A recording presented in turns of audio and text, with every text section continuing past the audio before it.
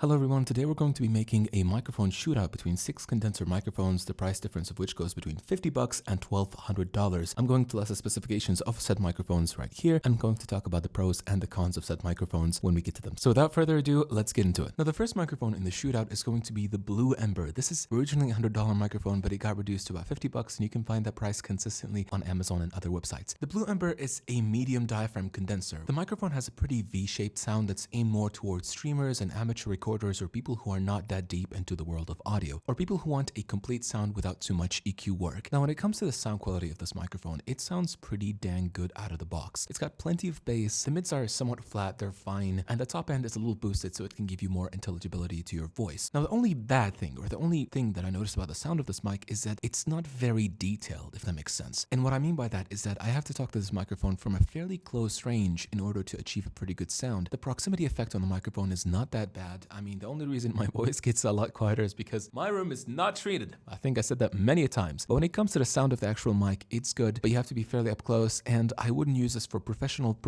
things like voiceovers and for singing and stuff like that, unless you're doing something small, a bit in the studio, and you want something that looks good on camera. Because this microphone, if not for the Neumann, looks probably the best on camera. It's built quite well, the finish looks good, and it just looks quite good on camera. That's a great thing. But now let's move on to the next microphone. Next up in the comparison or the shootout, we have the MXL770, and you can already tell that the sound is a lot more detailed and a lot more open, even though this microphone, technically speaking, is also a medium diaphragm condenser. I don't know if I can say this microphone is twice the price of the Blue Ember, because technically both of them launched at about $100, and this does get sometimes a few discounts on Black Friday and stuff like this, but generally speaking, it is a $100 microphone. The build quality on this microphone is quite good. It's not insanely impressive. The grill has a little bit of give to it. The body is a little bit cheap, but also kind of weighs a fair bit, so that's a good thing, and you shouldn't be too concerned about it. But when it comes to the sound quality of this mic, it's also a pretty interesting thing, because in a video that I recorded about this microphone but didn't publish because the quality was a bit low, I said how this microphone has a bit of a hint of a poor man's Neumann microphone, in that it has the same kind of audio flavor that you would expect from a Neumann by having plenty of bass, yet keeping the top end very articulate. The top end on this microphone has to be one of my favorite things about it. It is very articulate, but never ever comes off as too sharp or too painful, which is insane because this microphone at the end of the day is $100, and this sharpness thing I talk about is present in microphones like the NT1, which is about 2.5 times the price of this. But this microphone and the Blue Ember both have about 20 decibels of self noise, which is a lot, but they're $100, so not much complaints. Let's move on to the next microphone. And now for a price jump that is not insignificant at all, we have the Audio-Technica AT4033A. This is a $450 microphone, almost 5 times more expensive than the last option, and it's also a medium diaphragm condenser, believe it or not. But this microphone does a lot better with that capsule than the others do, at least in my opinion. I think the sound of this microphone is a lot more neutral, a lot more stable than the other microphones, but if you hear otherwise, it is perfectly fine and acceptable. Now when it comes to the build quality of this microphone, I can't say anything about it. It's built completely out of metal, it's quite good. The grill has zero give to it as hard as I can press. There's 2 switches, which funny enough are the same switches that are on the MXL770. An important point that I want to mention for these microphones that are medium diaphragms, and between these and the large diaphragm condensers like the Rode and the Neumann I'm going to test right now, is that these microphones do a lot better of a job for a place that is untreated like my room. So if you have a place that is untreated, if you have a place that has a lot of reverbs inside and you want to do some kind of voiceover, you want to get a condenser sound, you really don't want to get a dynamic, then either opt for a large diaphragm dynamic, something like the SM7B or something like the RE20. But if you still want to get a condenser, then you would get something like this, something like the MXL, the Blue Ember, the AT2020, and so forth. But yeah, I think the AT4033 sounds really good. It's actually the same microphone that MF Doom used to record some of his albums. But let's move on to the next microphone. I'm going on random tangents right now. I hope you can hear this as much as I do, but the sound difference between the last mic and this mic is just drastic. This is the Rode NT2000. It's a $600 microphone from Rode with a large diaphragm capsule, and there's actually 2 of them, but I'll show you that in a bit. So now, as you can immediately tell, there is so much more detail in my voice when I talk to this. It just seemed like I opened a box and the sound is just so much bigger. The issue with that is now there's just so much background noise, there's so much room noise. It's actually insane.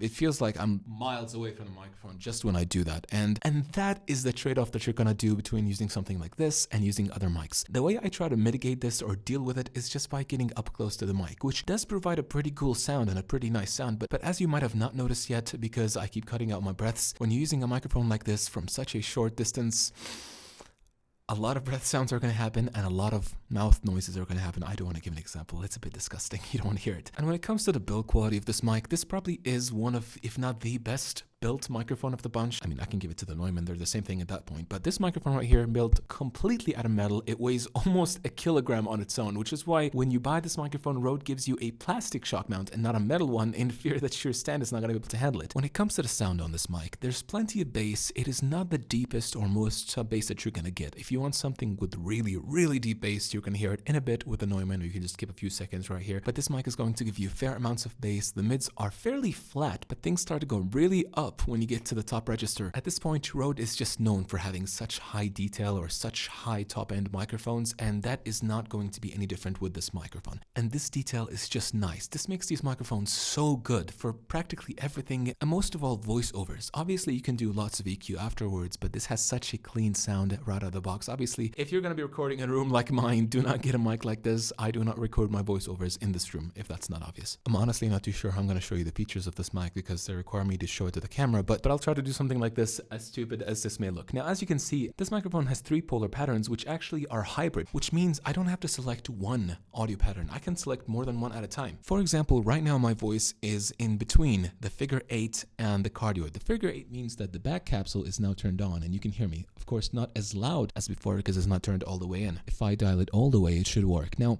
the sound of this capsule from behind is not as much. It's not the same as the front one. It has lots more bass and the mids are kind of gone. And I don't know if that's a thing that was intended to happen or perhaps because the microphone was only used from the front originally. And so maybe there's like more dust or more usage on the front capsule. I really don't get it. It also has a high pass filter that is gradual. So you can go between 20 Hertz and 150 Hertz. So you can go from 20 Hertz all the way up to 150 Hertz as much as you want to cut. And that is quite swell for so many purposes because other microphones, namely the Audio-Technica AT4033A, that's just a switch. You either turn on or turn off the high-pass filter, and that can be important because sometimes those high-pass filters can be a bit much. The last thing we have is a switch pad between 0 and -10 dB, but I talked a bit too much about this mic. Let's move on to the Neumann. And now, after doubling the price one last time, this is the Neumann TLM103, a $1,200 microphone, twice that of the Rode NT2000. I don't know if I mentioned the price of that, but it's $600. But anyway, this microphone, unlike the Rode, unlike the Audio-Technica, unlike all the other microphones, is completely bare bones. There are no switches, there's no pads, there's nothing except a really good capsule and a really good build quality and manufacturing processes. But yeah, this is the sound of the TLM103. I personally obviously enjoyed this microphone more than any of the others, but that could be a personal bias. Now, if you're watching this video on a phone like most people would, you might not notice any difference, or you might even enjoy the sound of the $50 microphone more than you do with this one, and that's perfectly fine. But for professional uses, the sound that the TLM103 makes is just simply irreplaceable. It's really good. It's used by pretty much every artist I can think of, from Billie Eilish to, I do not know why that's the first example I used. Pretty much every artist uses. Drake, I don't like that guy either. Why am I using these examples? Point is, it's used by everyone and for good reason. It has plenty of bass. And when I say plenty, I mean plenty of bass. This microphone can make people with deep voices sound so much thicker and so much warmer, and thus can present such a likable sound. Now, that said, also keep in mind that this microphone takes the most amount of background noise, the most amount of details in your room, sounds that you may not want. So this microphone really wants you to have a very isolated place, which means if you have a room like mine and you really cannot treat the room whatsoever, the least you can do is have a piece of foam on top, but a really thick one like that's on the Shure SM7B. It's not gonna suddenly make your room sound like magic, but hey. But when it comes to the build quality of this microphone, I don't think I need to say this. It's amazing. It's great. It looks great on camera. It can handle drops. The grill actually has a little bit of give to it, so that's not a thing that you should be trying to throw around. I mean, come on, it's $1,200.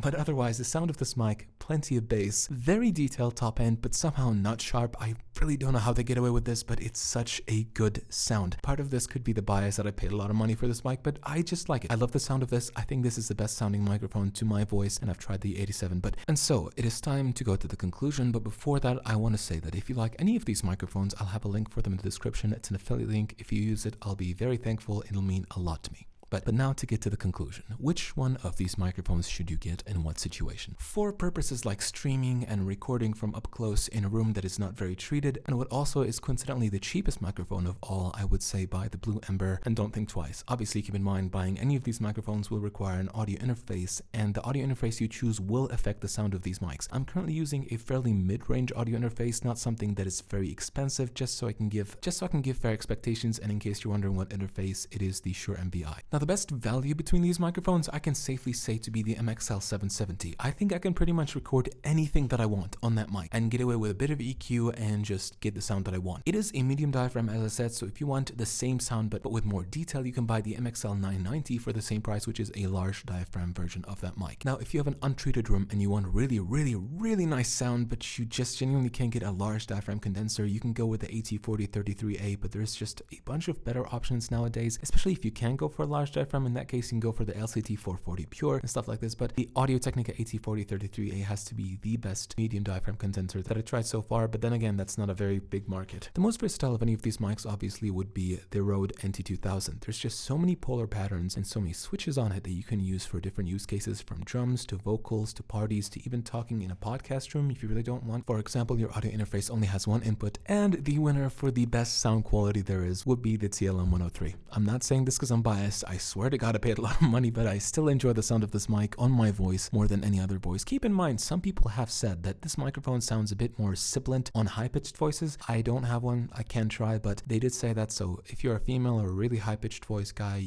this mic might not be too great for you. But for those people, I will also say that I once had a person who wanted to record something with a kind of high-pitched voice, and all I had to do was just place a piece of foam on top and it reduced the sibilance quite a lot. And if you don't want to get the hassle of buying an audio interface, you can get this mic. This is a blue Yeti Nano. This is honestly a great sounding microphone, especially with the amount of features that Blue has in their software that I personally do not use, but they tend to really make your voice sound better. And while I would never recommend something like this for voiceovers or for any kind of professional work, a lot of folks just want to get an upgrade to their sound, and if that's your case, then I would recommend this mic, no problemo. But yeah, that'll be it for this video. If you like this video, please like the video. It means a lot to me, and I will, as I said, have affiliate links in the description. I hope this video helped someone, and I hope that you have a wonderful day. Goodbye.